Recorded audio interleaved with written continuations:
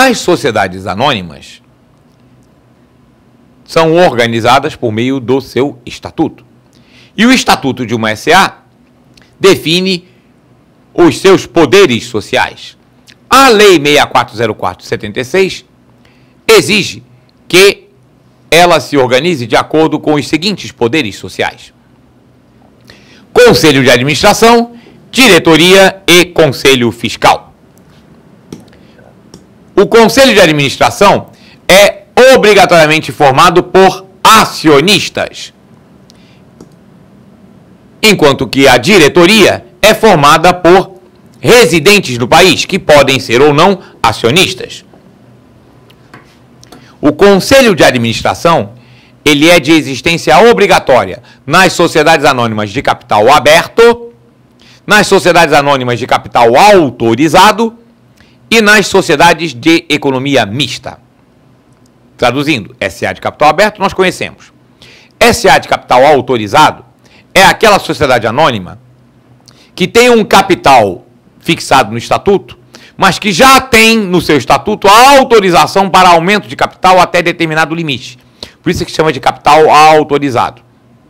Porque, de regra geral, quem autoriza o aumento de capital é a Assembleia Geral. Nas SAs de capital autorizado, dentro do limite já autorizado no estatuto, quem tem alçada para autorizar, para decidir sobre a emissão de ações dentro desse limite, é o Conselho de Administração, por isso que ele tem que existir. E, nas sociedades de economia mista, por imposição legal, mesmo que seja uma SA economia mista de capital fechado, que não é a regra, a maioria das sociedades de economia mista já são de capital aberto, mas mesmo uma economia mista de capital fechado, obrigatoriamente tem Conselho de Administração, que é formado obrigatoriamente por acionistas. O Conselho de Administração é a chamada gestão estratégica da empresa. São acionistas que se reúnem e examinam, analisam a gestão do dia a dia que é feita pela diretoria. A diretoria é a gestão do dia a dia. O diretor muitas vezes é contratado, pode ser um profissional do mercado contratado para trabalhar, para dirigir aquela empresa. Obrigatoriamente tem que ser residente no país por determinação da Lei 6404/76. E o Conselho Fiscal, como o próprio nome diz, ele fiscaliza. O Conselho Fiscal pode ter existência permanente ou pode ser instaurado próximo da Assembleia Geral que irá analisar as contas, ou pode ser instaurado a pedido de acionistas quando ele não possui existência, funcionamento permanente. Os deveres dos gestores, dos administradores: o dever de diligência, de tomar conta, de administrar a companhia como se fosse seu próprio negócio, abstendo-se de voto abusivo ou de conflito de interesses. O dever de lealdade, manter sigilo acerca das atividades da companhia, cujo sigilo é fundamental para a preservação do próprio negócio. Abster-se de qualquer atuação que provoque conflito de interesses. E ele tem o dever de informar.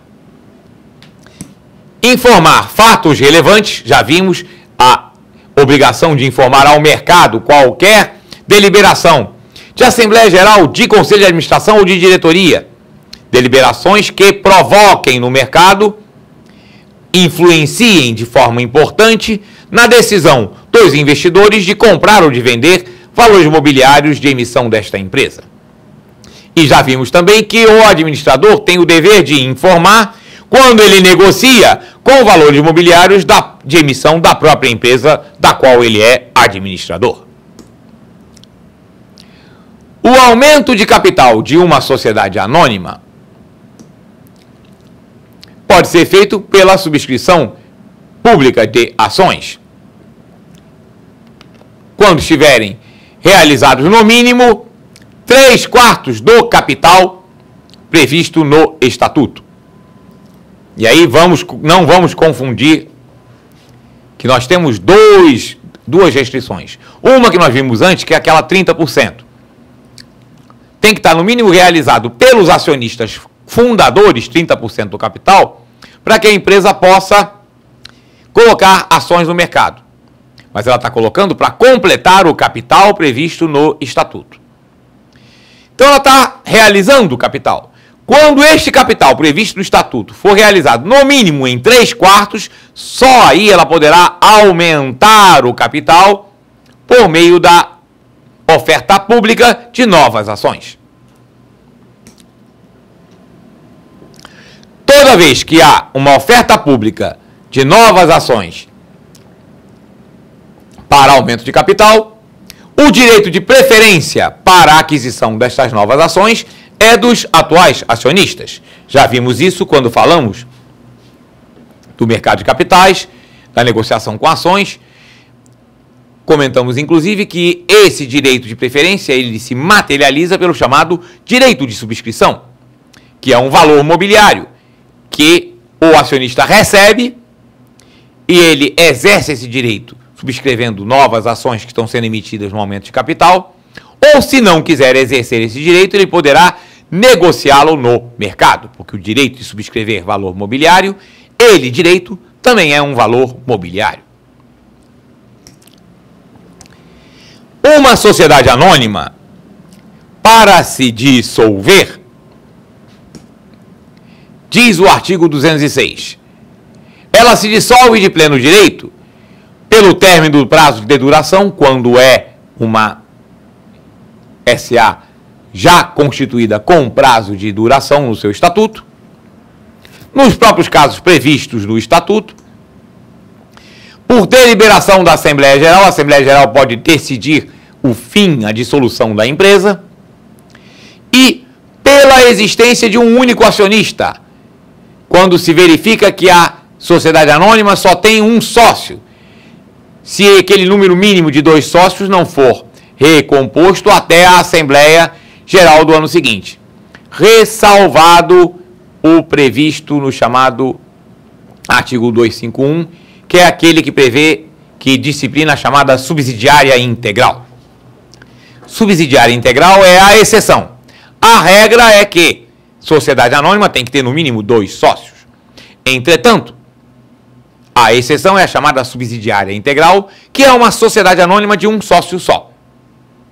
Só que este sócio, obrigatoriamente, é uma pessoa jurídica. Não existe sociedade anônima de um sócio só que seja pessoa física. Se é pessoa jurídica, o único sócio de uma sociedade anônima, esta sociedade anônima é subsidiária integral da outra. Nós temos alguns exemplos, falamos inclusive em aulas anteriores, das subsidiárias integrais do BNDES. A BNDES Par e a Finame são subsidiárias integrais. A Caixa Par, Caixa Participações, é uma subsidiária integral da Caixa Econômica Federal, porque é uma SA, mas que só tem um sócio, que é uma pessoa jurídica. Então, ressalvado esta exceção da subsidiária integral, a regra geral é que, se uma SA só tem um sócio e passado um ano continua só tendo um sócio, ela se dissolve de pleno direito. Pela extinção da forma na lei da autorização para funcionar, por exemplo, o banco é uma sociedade anônima, que depende de autorização para funcionar. No momento em que ele tem essa autorização para funcionar extinta, por exemplo, a liquidação extrajudicial promovida pelo Banco Central, dissolve-se a SA de pleno direito. Ela se dissolve por decisão judicial quando anulada a sua constituição, quando está se constituindo e um acionista discorda daquela constituição, qualquer acionista pode propor a anulação da constituição. Quando não pode preencher o seu fim, o seu objeto social não é mais possível de ser alcançado pela empresa. Para isso, no mínimo 5% do capital social tem que estar representado pelos acionistas que vão propor este tipo de ação.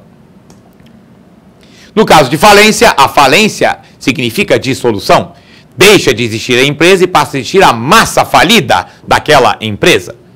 E massa falida é o conjunto dos bens, direitos e obrigações de uma empresa que existia e faliu. A massa falida não é a empresa. Massa falida é outro tipo de pessoa, é uma quase pessoa, na definição formal da doutrina jurídica. A massa falida não é uma pessoa no sentido estrito. Assim como o espólio. O que é o espólio? É o conjunto de bens e direitos e obrigações de uma pessoa física que faleceu. O espólio não é uma pessoa, é uma quase pessoa. Porque ele tem personalidade judiciária. Pode ser acionado e pode acionar, mas não tem personalidade jurídica. Ele só existe enquanto está persistindo o inventário. Da mesma maneira, a massa falida só existe enquanto está rolando o processo de falência.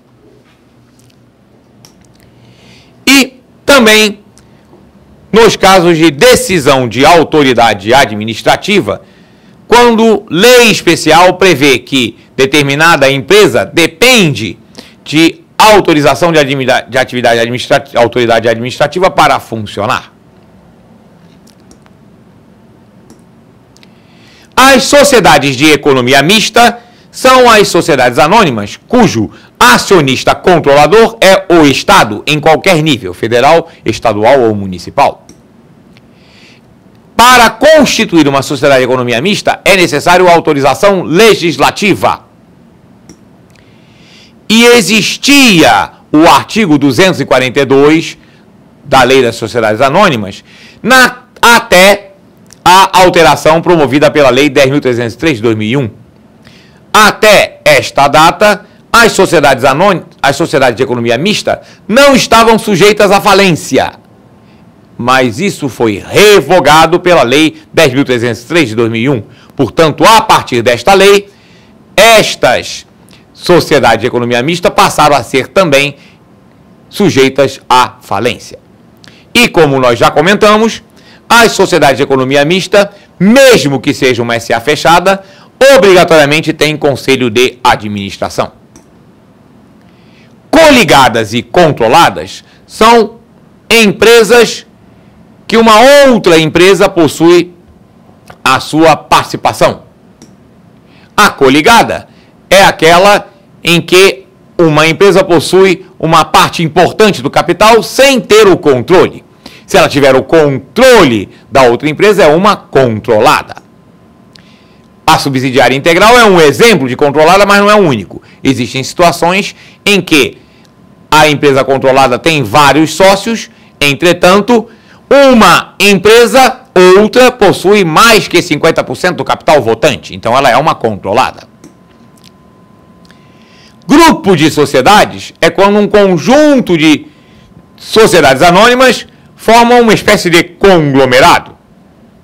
A forma, constituição e obrigações das empresas que compõem o grupo de sociedade está disciplinado no artigo 265 e seguintes da Lei das Sociedades Anônimas, no capítulo 21.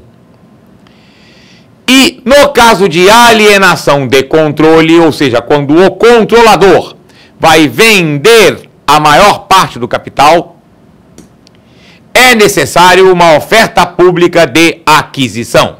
E esta oferta pública de aquisição tem a previsão em lei do chamado tag-along, ou seja, quando o controlador adquire o controle, ele comprou do acionista que era majoritário. Ao fazer isso, ele é obrigado a estender esta oferta aos demais minoritários, com no mínimo 80% do valor pago ao acionista controlador anterior.